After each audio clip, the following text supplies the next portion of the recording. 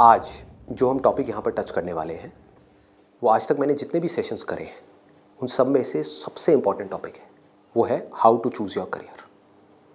कि जो पेरेंट्स हमसे एक्सपेक्ट करते हैं कुछ हद तक वो एक्सपेक्टेशंस भी पूरी हो जाए और जो हम करना चाहते हैं वो भी हम कर सकें और आगे फाइनेंशियली ग्रो करने की जो पॉसिबिलिटीज़ हैं वो इनफाइनाइट हो। इससे पहले कि मैं आप लोगों को बताऊं कि ये चीज़ कैसे होगी या हमको क्या करना है, इसके लिए मैं आप लोगों से जानना चाहूँगा आप लोग अपना करियर कैसे चूज़ करते हैं? सर हम करियर चूज करते हैं जो हमारे पेरेंट्स आपस में सोचते हैं, जो बनना चाहते हैं वो सोचते हैं कि इसमें हमारा चिल्ड्रन फाइनेंशियली सही सक्सेसफुल हो सकता है और हो सकता है वो हमारे दिमाग में पहले से बचपन से सेट कर देते हैं कि आपको ये बनना है। और हम छोटे होते हैं तो हम सोचते हैं कि यही हमारे लिए अच्छा ऑप्शन होगा, इसमें सक्सेसफुल हो सकते हैं। फिर वो बच्चे वही करने लग जाते हैं और फिर ये 90% बच्चे इससे चुनते हैं। मोस्टली क्या होता है कि फ्रेंड सर्कल के दबाव में आकर लोग भेड़ चाल में आकर कर लेते हैं, फ्रेंड ये करना तो हम भी ये करते हैं। सर बेसिकली जो होता है वो पेरेंट्स हमारे बोलते हैं कि 2 साल पहले उसने वो करा था, आज वो सक्सेस है। वो जो है तेरे बड़े भैया जो है वो आज यूएस में बैठे हैं, ये जॉब कर रहे हैं। तो बेसिकली ये कहते हैं कि तू भी ये कर ले, तू भी उसकी तरह स्टैंड हो जा। कोई इंटरेस्ट के बारे में बात नहीं करता कि हमारा इंटरेस्ट किस में है किस में नहीं है। सर वो पेरेंट्स सर जब हमसे पूछते हैं कि आप ये नहीं करना वो नहीं करना तो बताओ क्या करना है, तो सर कई बार ये भी होता है कि हमारे पास ही जवाब नहीं होता, हम क्या करें, हमें यही नहीं पता होता।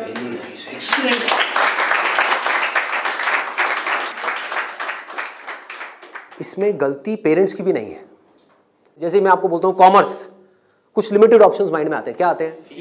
सीए आता है और बीकॉम आता है और बीबीए आता है, एमबीए आता है, सीएफए आता है, और कोई ऑप्शन आता है? आता ही नहीं है। तो ध्यान से देखो क्या हो रहा है, हम सब बच्चों की सोच एक जैसी है, सब पेरेंट्स की सोच एक जैसी है। तो ये पेरेंट्स की सोच किसने बनाई? क्या उनकी गलती है? इस पूरी की पूरी सोसाइटी ने मिलकर बनाई। पेरेंट्स की सोच बनी और पेरेंट्स से बचपन से आज तक जो उन्होंने सुना देखा करा वहां से आपकी सोच बनी आपके पेरेंट्स से। तो अल्टीमेटली आप में और आपके पेरेंट्स में कोई फर्क नहीं है, उनको ब्लेम मत करो, आपकी सोच भी उनके जैसी ही है। अगर नहीं है तो बताओ कोई और ऑप्शंस। नहीं आते ना माइंड में? साइंस में बोलता हूं, साइंस बैकग्राउंड, क्या ऑप्शंस आते हैं माइंड में? इंजीनियरिंग। इंजीनियरिंग में भी क्या आता है? जैसे इंजीनियरिंग वर्ड आता है क्या आता है माइंड में? आईआईटी आता है, ठीक है। मेडिकल में क्या आता है? एमबीबीएस, सर्जन्स, और कुछ? बस यही है। देखो हमारी सोच कितनी लिमिटेड हो गई है, माइंड में कुछ आता ही नहीं है तो करेंगे कैसे? आपके माइंड में कुछ आएगा तभी तो वो चीज होगी। अगर माइंड में हिमालय नाम का पहाड़ होगा तभी तो उस पर चढ़ोगे। माइंड में हिमालय है ही नहीं तो कैसे चढ़ोगे? वहां तक जाना तो बहुत दूर की बात है। क्या करोगे? तो क्या होगा आपके साथ में? वही जो उन सब लोगों के साथ में हो रहा है जिनकी सोच ऐसी है। अपने आसपास में देख लो क्या हो रहा है उन लोगों के साथ में। अगर हम चाहते हैं हमारे साथ में कुछ अलग हो तो हमें क्या करना पड़ेगा? अपनी सोच को तोड़ना पड़ेगा। सबसे पहले समझेंगे कि एग्जैक्टली हो क्या रहा है, फिर ये देखेंगे कि हम क्या कर सकते हैं और क्या करना है। इसको आप पीछे सर्कुलेट कर दीजिए।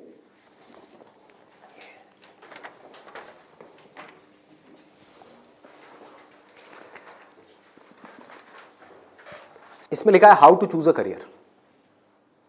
अच्छा, पढ़ाई में हमको आगे बढ़ने के लिए मान लो जैसे मैंने बोला साइंस बैकग्राउंड, तो माइंड में क्या आया? इंजीनियरिंग आया, इंजीनियरिंग से आईआईटी आया, आईआईटी से कोटा आया, या और ये जो तैयारी वाले इंस्टीट्यूट्स हैं वो आए, वहाँ पर जाओ, जा करके तैयारी करो, यही सब होता है। तो अब अगर आपको इस रास्ते पे सक्सेसफुल होना है कि मतलब आपको आईआईटी में पहुँचना है, आईआईएम्स में पहुँचना है, मेडिकल में टॉप कॉलेज में पहुँचना है, तो क्या चाहिए?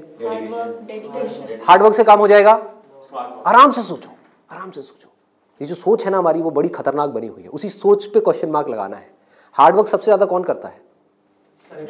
एक रिक्शे वाला, लेबरर सक्सेसफुल हो जाता है वो। ऐसे बच्चे देखे हैं जो बहुत हार्डवर्क करते हैं और तब भी नहीं हो पाता उनका, और ऐसे बच्चे हैं जो इतना हार्डवर्क नहीं करते हैं, अपनी लाइफ में एक बैलेंस बनाते हैं, मतलब घूमते फिरते भी हैं, मजे भी करते हैं, साथ साथ में पढ़ाई भी करते हैं और वो टॉप कर जाते हैं। इसका मतलब क्या है? हार्डवर्क पे क्वेश्चन मार्क लगाओ। हार्डवर्क इंपॉर्टेंट है, लेकिन हार्डवर्क भी अगर सही डायरेक्शन में ना किया जाए तो बकवास है। समझ रहे हो? सक्सेस यहां है, आप वहां भाग रहे हो पूरी जान लगा करके पागलों की तरह, कभी सक्सेसफुल हो सकते हो? हार्डवर्क तो कर रहे हो, क्यों नहीं हो सकते? डायरेक्शन ही गलत है। सबसे पहले क्या चाहिए? एक सही डायरेक्शन चाहिए, सबसे पहले, मोस्ट इंपॉर्टेंट। मतलब कि जिस डायरेक्शन में हम भाग रहे हैं, पहले हमको उसको समझना है कि हम सही डायरेक्शन में भी भाग रहे हैं या इसलिए भाग रहे हैं क्योंकि सब भाग रहे हैं। या ये कहो, हो सकता है ये जो सब भाग रहे हैं उसमें से कुछ लोगों के लिए वो डायरेक्शन सही हो, हमारे लिए गलत हो। समझ पा रहे हो? पता कैसे चलेगा कि कैसे पता लगेगा? एक्सीलेंट। देखो क्या है, सिर्फ दो पैरामीटर्स हैं जिसके ऊपर हमको दिमाग लगाना है। एक है कंपटीशन, एक है कंसंट्रेशन पावर। जहां पर भी कंपटीशन ज्यादा है, मतलब क्या है कि वहां पर लाखों बच्चे ट्राई कर रहे हैं, होना कितनों का है? 1%, 2%, 3%। रियलिटी है। मैं कुछ भी हाइपोथेटिकल बात नहीं करूंगा। क्या ये जो लाखों बच्चे ट्राई करते हैं, कोई भी ये सोच करके ट्राई करता है, लाखों रुपए जा करके कोचिंग इंस्टीट्यूट में स्पेंड करता है कि मेरा नहीं होगा? देखो कितना मजेदार है। मतलब लाखों को यह लग रहा है कि हमारा हो जाएगा। तो अब सबसे पहला यहां पर जो क्वेश्चन पूछना है, जो ना अभी पेरेंट्स पूछ रहे हैं ना बच्चे खुद पूछ रहे हैं, वो अपने आप से पूछना है। वो ये कि मेरी कंसंट्रेशन पावर्स कैसी है। सिंपल है ना? इसमें कोई कॉम्प्लिकेटेड है?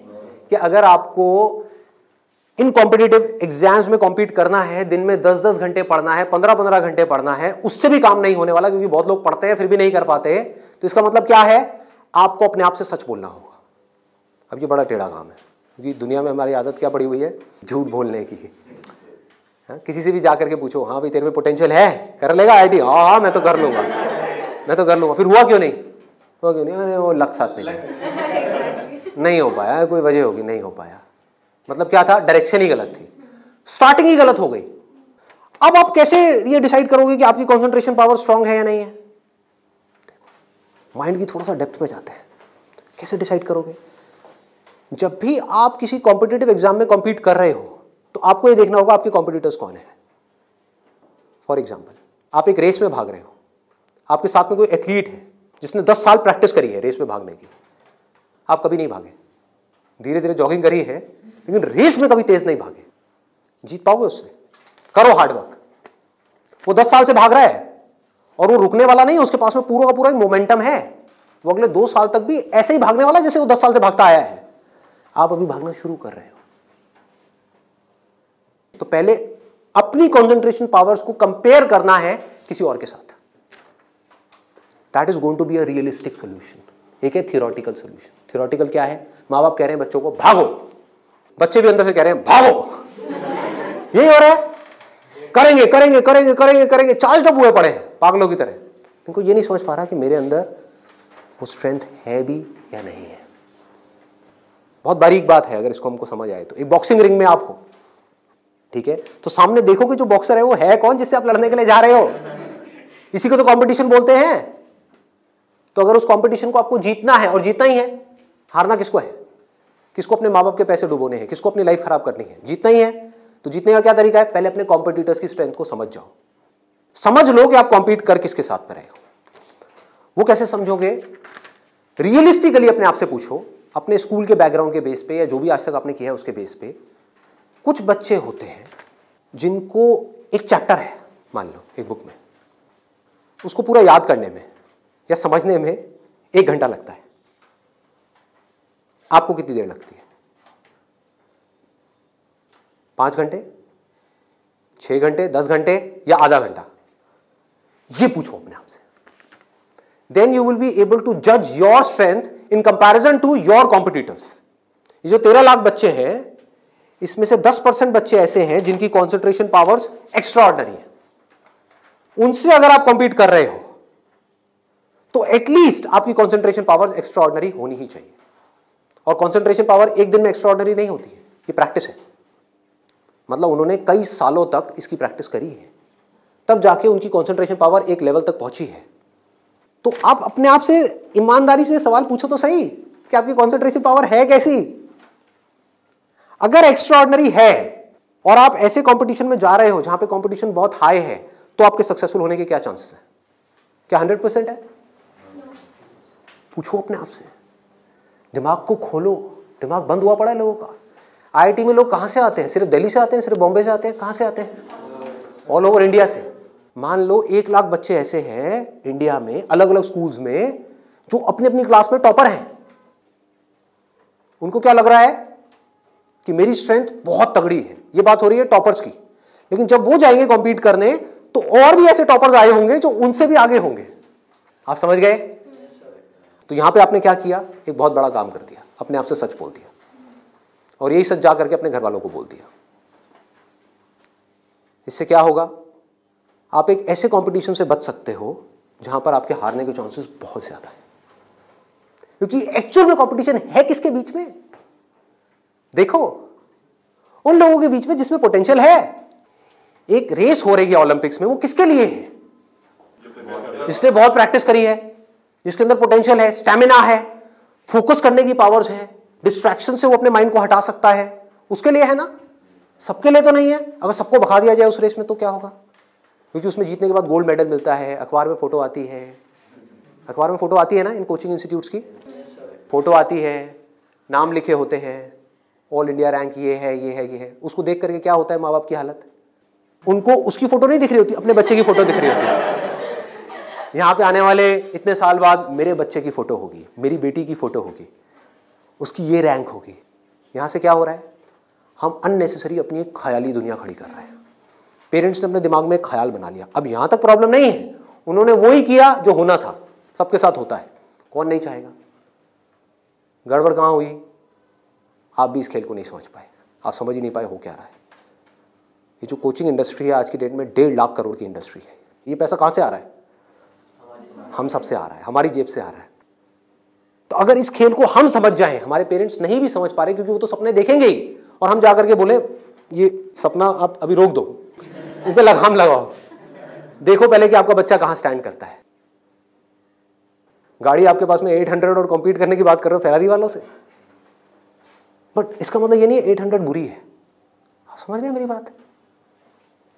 रेस में बुरी है, बट दिल्ली की सड़कों पे, पुरानी दिल्ली में फेरारी अच्छी है, 800 अच्छी है? 800 अच्छी है, ज्यादा सक्सेसफुल है। बट वही अगर उस रेस में चली जाए जिसमें सब भाग रही हैं और सारी 800 नहीं है, फेरारीज है, एक से एक फेरारीज है, किसमें कितनी आग लगी हुई है वो आपको पता ही नहीं है। आप समझ पा रहे हो? कोई आ रहा है कहीं से, उस बच्चे में कितनी आग है और कितना पोटेंशियल है वो आप सपने में भी नहीं सोच सकते, और आप उससे लड़ने की बात कर रहे हो। किस बेस पे? क्योंकि मेरे घर वालों ने ये सपना देखा है और मुझे सपने को सच करना है। पोटेंशियल है या नहीं है? पूछो अपने आप से, तो आपको क्लियर कट जवाब मिलेगा। क्लियर कट 10% लोग ऐसे होते हैं जिनमें एक्चुअल में पोटेंशियल है इन एग्जाम्स में कॉम्पीट करने का। तो if you are there in that top 10% category, तो अब आपका हार्डवर्क यहां पे काम आने वाला है। Depending upon your hard work, बशर्ते आपके अंदर पोटेंशियल हो। फॉर एग्जाम्पल फेरारीज की रेस हो रही है, उसमें आपने पूरी जान लगा दी, एक सेकंड के लिए भी डिस्ट्रैक्ट नहीं हुए। ठीक है, डिस्ट्रैक्ट होने में 1 सेकंड लगता है। डिस्ट्रैक्शंस वाला मेरा सेशन है पावर ऑफ फोकस, वो देखा होगा आप लोगों ने। बहुत तरह की डिस्ट्रैक्शंस हैं। मान लो आप हो तो फेरारी, लेकिन डिस्ट्रैक्ट हो गए, रुक गए, रेस यहां हो रही है, आप यहां चले गए, आउट है कि नहीं? तो आपको पूरी तरह से फोकस्ड रहना पड़ेगा, हार्डवर्क करना होगा, डेडिकेशन चाहिए, डिजायर चाहिए, सब कुछ चाहिए। लेकिन सबसे पहले क्या चाहिए? इंजन में दम होना चाहिए, अंदर वो पोटेंशियल होना चाहिए, एक्स्ट्रा ऑर्डिनरी कॉन्सेंट्रेशन पावर्स होनी चाहिए। ये बात हमको समझ क्यों नहीं आ रही है? अब क्यों चाहिए कॉन्सेंट्रेशन पावर्स? कभी सोचा है? 2 तरह के काम है इस दुनिया में, एक वो जिसमें हमारा इंटरेस्ट है, दूसरा वो जिसमें इंटरेस्ट नहीं है।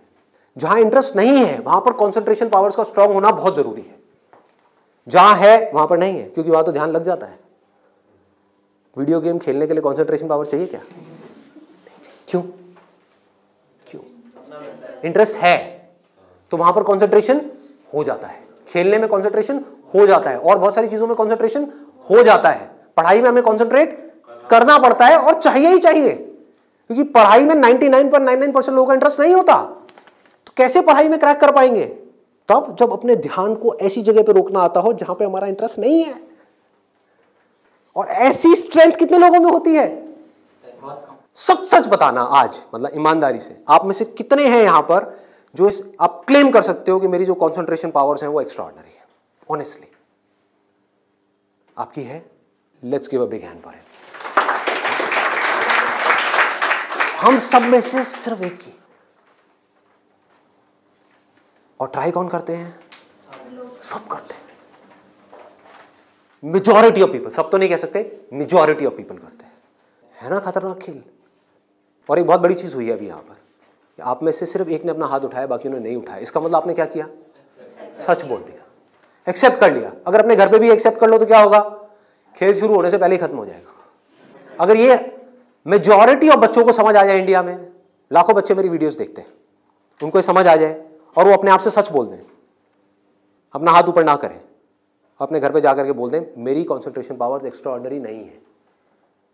हाँ, मेरी क्लास में कुछ 4 बच्चे हैं, उनकी है, वो भी कॉम्पीट करने जा रहे हैं, उनको करने दो। मुझे नहीं लगता कि मैं जीत पाऊंगा इस खेल में। हाँ, कुछ और ऐसे खेल हैं जहां पर मैं फाड़ दूंगा। तो क्या होगा? अब क्या आपके पेरेंट्स भेजेंगे आपको? पहले ही बोल दो, आपने भेजना है भेज दो, लेकिन आपका पैसा डूबेगा। 5 लाख डुबोने हैं, डुबो दो। भेजना है भेज दो, मुझे पता है मेरा नहीं हो पाएगा। ये झूठ है, ये नेगेटिव थिंकिंग है, या ये रियलिस्टिक थिंकिंग है? समझो, realistic thinking, that is the biggest thing जो हमको समझना है। पॉजिटिव थिंकिंग का लोग मतलब क्या निकालते हैं कि मेरे पास में मारुति 800 है और मैं ये एक्सेप्ट ही ना करूं कि मेरे पास में मारुति 800 है, मैं अपना ख्याल बना लूं कि मेरे पास में फेरारी है और जाकर के कॉम्पीट करूं ऐसे लोगों के साथ में जिनके पास में एक्चुअल में फेरारी है। फर्क पता लग रहा है? और ऊपर से अपने आप को पॉजिटिवली अंदर से मोटिवेट करता रहा हूं। घर वाले भी मुझे रोज फोन करके, नहीं बेटा तू कर सकता है, कर सकता है, कर सकता। रियलिटी को देखो ही ना, अपनी स्ट्रेंथ को देखो ही ना, अपनी आंखें बंद कर लो, सच बोलो अपने आप से। जीत सकते हो तो लड़ो, नहीं जीत सकते तो कोई ऐसी जगह पे जाओ जहां पे आप जीत सकते हो, या बेटर स्टिल जहां पे कोई कंपटीशन ही ना हो। आगे बढ़ते हैं। दूसरा क्या है? ये तो हो गई पहली कैटेगरी, एक्स्ट्रा ऑर्डिनरी, जो यहां पर अभी कोई भी नहीं मिला, सिर्फ एक मिला है। दूसरा है ऑर्डिनरी। 90% लोग एक क्लास में, 90% स्टूडेंट्स इंडिया में वो इस सेगमेंट में आते हैं। अब मजे की बात क्या है, ये जो कोचिंग इंस्टीट्यूट्स हैं, इनकी दुकानें कैसे बच्चों से चल रही है? ऐसे बच्चों से। कुछ रोल मॉडल्स दिखा करके, देखो हमारे इंस्टीट्यूट से ये है, उन्होंने ये कर दिया, जनता को लेकर के आएंगे, जितनी ज्यादा भीड़ आ जाए उतना अच्छा। तो इस पूरी प्रॉब्लम को अगर सॉल्व करना है तो कौन करेगा? एक स्टूडेंट ही कर सकता है। आप चाहो तो स्टैंड ले सकते हो। स्टैंड मतलब क्या? सच बोल दो।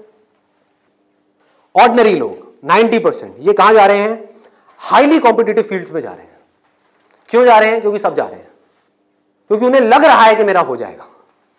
मैं ये नहीं कह रहा कि अगर आप ऑर्डिनरी हो और एक हाई कॉम्पिटिशन वाली फील्ड में जा रहे हो तो आपका नहीं होगा। I am not saying that the possibility is 0%, I am saying possibility is 1%। Genuine है वो भी तब है अगर आप मेहनत करो तो। अगर वहां जाकर के मेहनत ही ना करो तब तो बिल्कुल नहीं होगा। अगर आप बहुत मेहनत करो तो 1%। क्योंकि मैं हिम्मत नहीं तोड़ूंगा ऐसे लोगों की। लाखों ऐसे स्टूडेंट्स हैं जो आज की डेट में ऐसा कर रहे हैं, बट ये वीडियो मैं सिर्फ अभी करंट सिचुएशन के लिए नहीं बना रहा, मैं आगे तक देख रहा हूँ। आने वाले 20 साल, 50 साल, 100 साल आगे तक देख करके चल रहा हूँ कि इंडिया की प्रॉब्लम्स का अगर हमको सोल्यूशन निकालना है, अनएम्प्लॉयमेंट का सोल्यूशन निकालना है, डिप्रेशन का सोल्यूशन निकालना है, तो वो सोल्यूशन क्या है? मेरी सोच वहां पर चल रही है। इसकी वजह से होगा क्या? अभी जो ऑलरेडी ऐसे ऑर्डिनरी स्टूडेंट्स हैं और वो ऐसी जगह पे चले गए हैं, तो उनकी हिम्मत टूट जाएगी इस वीडियो को देख करके। तो मैं उनको क्या कहूँगा? उम्मीद है, लगा दो जान। बस साथ में क्या कहूँगा उन पेरेंट्स को जो अब ऐसा गेम खेलने वाले हैं, उन स्टूडेंट्स को क्या कहूँगा? मोस्ट इंपॉर्टेंट जो मुझे देख रहे हैं, बड़ा सिंपल है कि अपने पेरेंट्स को जाकर के कहो मुझे नहीं लगता कि मेरे में पोटेंशियल है, मुझे नहीं लगता कि मैं कर पाऊंगा। हाँ, 1% चांस है। सच बोल दो, बोलो मैं ये नहीं कह सकता मैं कर ही नहीं सकता, 1% चांस, 99% चांस है मैं नहीं कर पाऊंगा। मैं जानता हूं अपने आप को, आप नहीं जानते, मैं जानता हूं। मुझे पता है अंदर से कि मैं क्या हूं, मुझे पता है अंदर से कि मेरे अंदर कितनी आग है, कितना पोटेंशियल है। मैं अपने दोस्तों के साथ में बैठ के पढ़ा हूं, मुझे पता है अंदर से कि मैं क्या हूं। तो आप क्या कहोगे? सच बोलोगे अपने घर वालों को जाके कि देखो अगर आप मुझे 2 साल तक की कोचिंग कराओगे, उसमें मान लो ₹1,00,000 साल की फीस हो गई, प्लस रहना खाना पीना व्हाटएवर इट इज, टोटल मान लो 2 साल में कितना खर्चा आया? 4-5 लाख रुपए। 5 लाख मान लेते हैं। तो आप बोलोगे अपने घर वालों को जाकर के अगर अभी भी ये सब सुनने के बाद भी आप कहते हो कोई बात नहीं बेटा 1% चांस है तू कर ले, तो मैं आपको एक बेटर ऑप्शन देता हूं प्रैक्टिकल रियलिटी के बेस पे। यहां पे अगर आपके पेरेंट्स आपके ऊपर दाव लगाते हैं, जीतने के चांसेस क्या है पेरेंट्स के? 1:100। इससे बेटर ऑप्शन क्या है? गोवा जाओ। Seriously, I am serious about it, मजाक नहीं कर रहा। गोवा जाओ, वहां पे कैसीनोज हैं, वहां पे अगर आप 5 लाख रुपए लगाते हो, एक रूले करके गेम है, पता है आप लोगों को? सारे जुआरी हैं क्या यहाँ पे? रूले गेम है जिसमें एक बॉल घुमाते हैं, 36 नंबर होते हैं और एक 0 होता है। वहां पे अगर आप 1 नंबर पे पैसा लगाते हो और वो नंबर आ जाता है तो 1 रुपए आपका बन जाता है 36 रुपए। जीतने की प्रोबेबिलिटी क्या है? 1:37। यहां पर क्या है? 1:100। वहां पर क्या है? 1:37, मतलब इससे डबल से भी ज्यादा है। तो अपने पेरेंट्स को सजेशन दो कि जुआ खेलना ही है तो ये बेटर ऑप्शन है, खेलते हैं ना।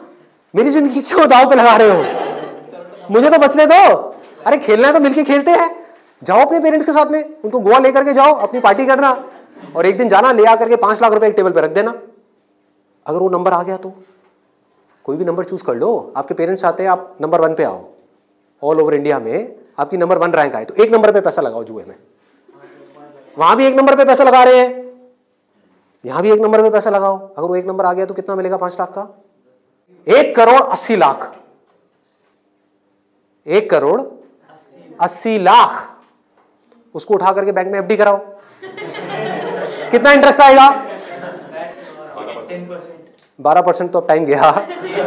आप मान लो टैक्स वैक्स काट के 7-8% भी आ गया आपके हाथ में। महीने का 1,00,000 रुपए, साल का 12 लाख रुपए। सोचो क्या ये प्रैक्टिकल है या नहीं है? जो बात मैंने बोली है थियोरेटिकल है या प्रैक्टिकल है? वहां भी जुआ है, यहां भी जुआ है। आप भी बोल रहे हो हाँ शायद मेरा हो जाएगा, पेरेंट्स भी कह रहे हैं हाँ शायद इसका हो जाएगा। प्रोबेबिलिटी हमारे सामने है, आपके होने की जो प्रोबेबिलिटी है वो हमारे सामने है। हाँ अगर आप एक्स्ट्रा ऑर्डिनरी में हो तो बात अलग है, मैं उसकी बात नहीं कर रहा। वहां पर आ गई 10% से 100%, तो वहां पर जुए का कोई कंपैरिजन नहीं है, ठीक है ना। बट अगर आप ऑर्डिनरी में हो और वहां पर जाकर के आप कॉम्पीट कर रहे हो, इससे बेटर ऑप्शन है जुआ। अगर घर वाले कहेंगे पैसा डूब गया तो जुए में, तो बोलो वो तो यहां भी डूब रहा है। हाँ? यहां भी तो डूब रहा है। फर्क क्या है? इसको बोलते हैं एक रियलिटी के बेस पर समझ करके सोच करके लिया हुआ डिसीजन। तो अब तीसरा ऑप्शन क्या है हमारे पास में? कोई ऐसा करियर चूज करो, देखो कितना मजेदार है, जहां पे आपको कंसंट्रेशन पावर की जरूरत ही ना हो, not required. If you love singing, concentration power चाहिए क्या? नहीं चाहिए, हो जाएगा। किसी खेलने में इंटरेस्ट है तो वहां पे कंसंट्रेशन पावर बहुत स्ट्रांग चाहिए क्या? हो जाएगा, घंटों तक हो जाएगा। एक है कंसंट्रेट करना पड़ता है, एक है कंसंट्रेशन हो जाता है, दोनों में बहुत फर्क है। इंटरेस्टिंग है तो कंसंट्रेशन हो जाता है, इंटरेस्टिंग नहीं है बोरिंग है तो कंसंट्रेट करना पड़ता है, फिर चाहे वो पढ़ाई हो चाहे जॉब हो। ये छोटी सी सोच चाहिए, समझ चाहिए। अब यहां पे क्या चलेगा, इन फील्ड्स में कंपटीशन क्या है? आर्ट हो गया, स्पोर्ट्स हो गया, कोई भी क्रिएटिव फील्ड हो गई, वहां पर कंपटीशन क्या है? बहुत ज्यादा है उन लोगों के लिए जो मीडियोकर है। लेकिन अगर आपके अंदर टैलेंट है, कोई कंपटीशन नहीं है, क्योंकि दोनों को आपस में कंपैरिजन किया ही नहीं जा सकता, कोई नंबर्स नहीं है ना। ध्यान से समझो, जैसे आप किसी एग्जाम में जाते हो तो एक कंपेयर किया जा सकता है आपको किसी से, क्योंकि आपके आए 90%, किसी और के आए 99%, तो कंपैरिजन है। टैलेंट में क्या है? आपके अंदर एक तरह का टैलेंट है, किसी और के अंदर और कोई तरह का टैलेंट है। आप जो कर सकते हो वो नहीं कर सकता, वो जो कर सकता है वो नहीं कर सकता। एक सिंगर है उसकी अलग तरह की आवाज है, कोई और सिंगर है उसकी अलग तरह की आवाज है। अब यहां पे भी एक छोटा सा प्रॉब्लम है।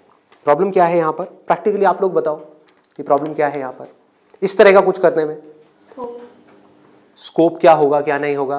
देखो अगर टैलेंट हो तो स्कोप होगा या नहीं होगा? होगा। बट ऑब्वियस, टैलेंट कैसे डेवलप होता है? प्रैक्टिस। और ये भी तभी काम आएगा जब इंटरेस्ट होगा। समझ गए ना?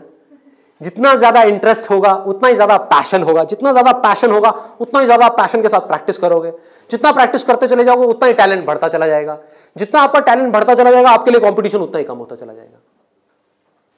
क्लियर है ना? बट आप इन सारे रूट से भागने के लिए वहां पर जा रहे हो तो भगवान ही मालिक है आपका। समझ गए? पढ़ाई के टॉर्चर से बचने के लिए जबरदस्ती कोई ऐसा काम नहीं है जो आपको बहुत इंटरेस्टिंग लगता है फिर भी आप कर लो, आप कहो हाँ ये सही है, तो आपका वही हाल होगा जो वहां पे कंपटीशन में बाकी लोगों का हो रहा है। मतलब आपको जेन्युइनली चूज करना होगा कोई ऐसा interest which you are extremely passionate about, extremely passionate about. ठीक है, इससे भी एक स्टेप आगे बढ़ते हैं। यहां पे प्रॉब्लम एक है बहुत सिंपल सी, जो मेरे पास में कमेंट्स आते हैं कि हमें पता ही नहीं है कि ऐसा इंटरेस्ट क्या है। I don't know what that interest is. मेरे लिए ऐसा कोई इंटरेस्ट नहीं है, कोई ऐसा टैलेंट नहीं है, कोई ऐसी स्किल नहीं है जो मैं कह सकूं कि हाँ इसके बेस पे मैं अपनी पूरी लाइफ स्टेक पे लगा सकता हूं। उनके लिए क्या सोल्यूशन है? आपके घर वाले चाहते हैं आपको डिग्री मिले, आप चाहते हो कुछ अपना करना, फाइनेंशियली भी सक्सेसफुल हो जाओ, तो उसका ऑप्शन क्या है? ये रहा। यानी कि आप बहुत ज्यादा टफ एग्जाम्स को क्रैक नहीं कर सकते, बहुत ज्यादा टफ पढ़ाई नहीं कर सकते, लेकिन आप पढ़ सकते हो। तो आप एक ऐसी फील्ड चूज करते हो जहां पे कंपटीशन लो है, जहां पे कंपटीशन कम है, और अगर वहां पर आप स्मार्ट वर्क करने लग जाओ तो आपके जीतने के जो चांसेस हैं, सक्सेसफुल होने के चांसेस हैं, that starts from 10% and goes up to 100%, as good as उन लोगों के कंपैरिजन में जो यहां पर टॉप पर है। और यहां पर कोई लिमिट नहीं है कि हम क्या कर सकते हैं। स्मार्ट वर्क को मैंने नीचे डिफाइन भी किया हुआ है कि what does smart work mean. It means developing your understanding, that is smart work. जो काम आप कर रहे हो उसकी समझ अगर आपको है कि आप क्या कर रहे हो, क्यों कर रहे हो, कैसे कर रहे हो, तो आप स्मार्ट वर्क कर रहे हो। समझ नहीं है बस कर रहे हो तो आप हार्ड वर्क कर रहे हो। अब इसमें मैं आपको एक प्रैक्टिकल एग्जांपल देने वाला हूं। एक सिंपल सा करियर मैं आपको बता रहा हूं, फिजियोथेरेपी। सुना इसके बारे में सबने? अभी कुछ दिन पहले मेरी नेक में थोड़ा सा पेन हुआ, मैंने गूगल पे जाकर के सर्च किया physiotherapy services at home in my area. Locality मैं नहीं बताऊंगा नहीं तो लोग मेरे घर आ जाएंगे। तो मैंने सर्च किया, वहाँ पर ऊपर कुछ लिस्टिंग्स आई, कुछ वेबसाइट्स आई, उसमें एक डॉक्टर का नाम मुझे मिला, उनकी मैं वेबसाइट पे गया, वहाँ जा करके उन डॉक्टर के बारे में मैंने 2-3 मिनट पढ़ा, समझा, मुझे अच्छा लगा पढ़ करके, समझ करके। उनको फ़ोन किया, वो मेरे घर पे आए, उन्होंने मुझे 7 दिन तक फिजियोथेरेपी ट्रीटमेंट दिया। वो एक ट्रीटमेंट का लेते हैं 500 से 700 रुपये, कई बार 1000 रुपये भी लेते हैं, depending upon the complications and time involved. मेरे से उन्होंने लिए 500 रुपये। मैंने उनसे पूछा कि आप दिन में ऑन एन एवरेज कितने ट्रीटमेंट्स करते हो? उन्होंने कहा एक दिन का ऑन एन एवरेज मैं 8 से 10 ट्रीटमेंट्स करता हूँ। मैंने कैलकुलेशन करी, दिमाग चलाया, 8 से 10 का मतलब क्या हुआ? 4 से 5,000 रुपये एक दिन का, एक महीने का नहीं, एक दिन का। कितना हो गया एक महीने का? लाख से 1.25 लाख रुपए।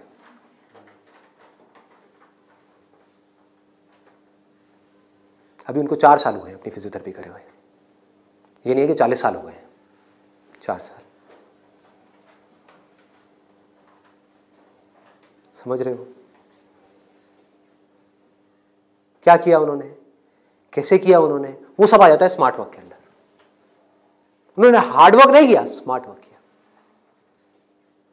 ज्यादातर लोग क्या करते हैं, एक हाईली कॉम्पिटिटिव फील्ड के अंदर जाकर के कॉम्पीट करते हैं, वहां होता है नहीं, जाकर के किसी लोकल कॉलेज में फंस जाते हैं, वहां से निकल करके जॉब के लिए धक्के खाते हैं। इसके आगे सोच बढ़ ही नहीं पाती है। जॉब नहीं मिल रही तो दुखी हो जाते हैं, उसके बाद में जब बहुत टाइम तक जॉब नहीं मिल रही होती तो जो भी जॉब होती है, जैसी भी जॉब होती है, कर लेते हैं। होता है प्रैक्टिकली ऐसा है? नहीं होता है। पढ़ाई करिए किसी फील्ड में, जॉब कर रहे हैं किसी और फील्ड में, मतलब जो वो पढ़ाई करी वो बेकार हो गई। स्मार्ट वर्क किसे कहते हैं? आप एक फिजियोथेरेपी कॉलेज में गए, कोई टॉप कॉलेज नहीं जहां पे अगेन कंपटीशन है, किसी लोकल कॉलेज से। क्योंकि कोई भी जब फिजियोथेरेपी कराता है तो पूछता नहीं आपने कौन से कॉलेज से किया है। मैंने नहीं पूछा, कोई नहीं पूछता। तो किसी भी कॉलेज से अच्छे से जा करके आप स्टडी करके आ गए, डिग्री लेकर के आ गए। आप कहीं भी जाओगे कभी भी आपको जॉब तो मिल ही जाएगी, जो सुन करके आपके घर वाले कन्विंस हो जाएंगे, कहेंगे हाँ ठीक है, एक बैकअप प्लान तो है। तो एक ऐसा रास्ता जहां पर वर्स्ट केस सिनेरियो में आपको जॉब भी मिल जाए, लेकिन बेस्ट केस सिनेरियो की कोई अपर लिमिट ना हो। अब बात आती है कैसे करोगे आप इस चीज को। इसका स्कोप देखो, कि आने वाले टाइम में अभी जितनी तेजी से मोबाइल, लैपटॉप, कंप्यूटर सब लोग इस तरह भाग रहे हैं, सबके ये प्रॉब्लम्स आनी ही आनी है। बैक में प्रॉब्लम आनी ही आनी है, नेक में प्रॉब्लम आनी ही आनी है, और पता नहीं कितनों को कितनी आनी आ भी रही है। आपके घर में भी जो आपके पेरेंट्स हैं उनको सबको कहीं ना कहीं दर्द होगा। तो आपने पहले तो ये समझा कि हाँ, इसका स्कोप कभी कम नहीं होने वाला, बढ़ने ही वाला है। ठीक है, इसमें कंपटीशन भी बढ़ेगा जब स्कोप ज्यादा है तो, लेकिन किन लोगों के लिए बढ़ेगा? जो हार्ड वर्क कर रहे हैं, लेकिन जो स्मार्ट वर्क को समझ पा रहे हैं वो कुछ भी कर सकते हैं। तो आप क्या कर सकते हो? आपने कहा कि सिर्फ इससे काम नहीं चलने वाला, वो मुझे समझ आ रहा है। जैसे मैंने फिजियोथेरेपी का किया, सिर्फ इससे काम नहीं चलने वाला, तो इसके साथ में कुछ और चीजें भी हैं जो मुझे सीखनी पड़ेंगी। क्या सीखना पड़ेगा? जिसका हो सकता है इससे डायरेक्ट कोई कनेक्शन ना हो। 1 महीने का छोटा सा कहीं से वेबसाइट डेवलपमेंट का कोर्स कर लिया, और ऑनलाइन मार्केटिंग का, कि ऑनलाइन मार्केटिंग कैसे करते हैं। गूगल में जब भी आप कुछ सर्च करते हो तो वहां पे एड्स आती हैं, उसको बोलते हैं गूगल एडवर्ड्स। ये किस तरह से काम करता है? आपने कहा ऑनलाइन मार्केटिंग मैंने सीख ली, उसके अलावा मुझे अपनी कम्युनिकेशन स्किल्स पे काम करना होगा, क्योंकि अगर मैं कहीं जा रहा हूं, किसी से बात कर रहा हूं और मैं बेवकूफ लग रहा हूं बात करने में, तो कोई मुझे दोबारा क्यों बुलाएगा? तो आपने क्या किया? कम्युनिकेशन स्किल्स का एक कोर्स किया 1 महीने का, उसके अलावा इंग्लिश स्पीकिंग का एक कोर्स किया 6 महीने का या 1 साल का। इस सबसे हो क्या रहा है? आप एज एन इंडिविजुअल बेटर बनते चले जा रहे हो। उसके बाद में धीरे धीरे आप अपनी एक क्लाइंटेल बनाओगे। शुरू में मान लो आपको दिन में 2 या 4 लोगों ने बुलाया, वर्स्ट केस सिनेरियो मान लो ना, घर से आप ऑपरेट कर रहे हो, अभी आपने कोई अपना क्लिनिक नहीं बनाया है, घर से आप ऑपरेट, और ये कोई थ्योरेटिकल बात नहीं है, ऐसे बहुत सारे लोग हैं जो ऑलरेडी ये काम कर रहे हैं, बहुत लोग कर रहे हैं। अपने नाम को मल्टीपल वेबसाइट्स में आप लिस्ट कर दोगे, इनको डायरेक्टरीज बोलते हैं, ऑनलाइन डायरेक्टरीज। तो ऑनलाइन सर्च इंजन में कोई भी कुछ भी सर्च करेगा तो कहीं ना कहीं वो आप तक पहुंच जाएगा, चाहे वो एक वेबसाइट के थ्रू पहुंचे, चाहे आपके थ्रू पहुंचे, चाहे एड के थ्रू पहुंचे, चाहे कहीं से भी पहुंचे, वो आप तक पहुंचेगा। अगर उनको आपने सेटिस्फाई कर दिया अपनी बातों से भी, अपने ट्रीटमेंट से भी, ईमानदारी से जेन्युइनली अच्छा ट्रीटमेंट कर दिया, तो वो क्या करेंगे? लोकेलिटी में रिकमेंड करेंगे, अपने फ्रेंड सर्कल में करेंगे, अपने रिलेटिव्स में करेंगे। तो धीरे धीरे क्या होगा? कुछ महीनों में क्या होगा? यहां पे थोड़ा पेशेंस रखना होगा। ये नहीं है सारा काम 1 दिन में हो जाएगा। आईआईटी में भी आपका एडमिशन हो गया तो ये नहीं कि हलवा है वहां से क्लियर करना, 4 साल तक लग करके दिन रात काम तो करना ही पड़ेगा ना, यहां भी करना पड़ेगा। तो आप सीखते जा रहे हो, समझते जा रहे हो, धीरे धीरे आपको कुछ ऐसी टेक्नोलॉजीज के बारे में पता लगेगा, कुछ ऐसे इक्विपमेंट्स के बारे में पता लगेगा। इसमें हजारों तरह के इक्विपमेंट्स हैं, हजारों तरह की चीजें हैं, अलग अलग तरह के ट्रीटमेंट्स के लिए। इतनी बड़ी फील्ड है ये। आप आने वाले टाइम में फिजियोथेरेपी का एक ऐसा क्लिनिक बना सकते हो अपनी सिटी में या कहीं पर भी, जो अपने आप में स्टेट ऑफ द आर्ट हो, मतलब ऐसा जो पूरे इंडिया में ना हो। और क्लिनिक आप ऐसे करते करते धीरे धीरे, अभी 1 दिन में या 2 दिन में नहीं होगा, मान लो 5 साल में होगा, 10 साल में होगा, 20 साल में होगा। क्लिनिक कितना बड़ा हो सकता है, कितने क्लिनिक्स हो सकते हैं, क्या क्या हो सकता है, कोई लिमिट नहीं। अगर कुछ लोग जो मेरी इन बातों को समझ पाए, जो बातें मैं कर रहा हूं, और कुछ ऐसी डायरेक्शन में जा पाए सेंसिबल तरीके से, smartly, not by doing a lot of hard work but by doing smart work, तेजी से आगे बढ़ पाए, तो आने वाले टाइम में यही वो लोग होंगे जो आने वाले टाइम में लोगों के लिए जॉब अपॉर्चुनिटीज क्रिएट करेंगे। अंदर से एक ये फीलिंग होनी चाहिए कि मुझे लोगों की प्रॉब्लम्स को सॉल्व करना है। अगर मैं कर पाया तो मेरी प्रॉब्लम्स तो सारी अपने आप सॉल्व हो जाएंगी, वो लोग करेंगे ना। अगर आपने किसी के दर्द का इलाज कर दिया तो वो आदमी आपको पता है क्या कहेगा? बताओ आपको क्या चाहिए। वो लोग आपके पीछे आएंगे। आपने उनको बोल दिया ना, नहीं मैं आज आपका ट्रीटमेंट नहीं कर रहा, नहीं डॉक्टर साहब आप बताओ कब आओ। मतलब कि अपने आप को अंदर से स्ट्रांग बना लो तो दुनिया भागती हुई आपके पास आएगी। ये एक रास्ता है। एक है अंदर से तो स्ट्रांग बनो मत और दुनिया के पीछे भागते रहो। भैया मेरा कुछ हो सकता है, भैया मेरा कुछ हो सकता है, भैया कहीं लगवा दो, जॉब लगवा दो, भैया ये भैया वो भैया वो। अरे काहे का भैया, समझे? ये एटीट्यूड चाहिए। ढंके की चोट पे आप काम करो। मैंने लाइफ में जो भी काम किया है बिल्कुल एटीट्यूड के साथ किया है। ये मैं कर रहा हूं, आपको चाहिए तो लो, नहीं चाहिए तो आगे बढ़ो। Does not make any difference to me, क्योंकि मैं जो कर रहा हूं आई बिलीव इन इट। मैं कोई भीख नहीं मांग रहा हूं आपसे।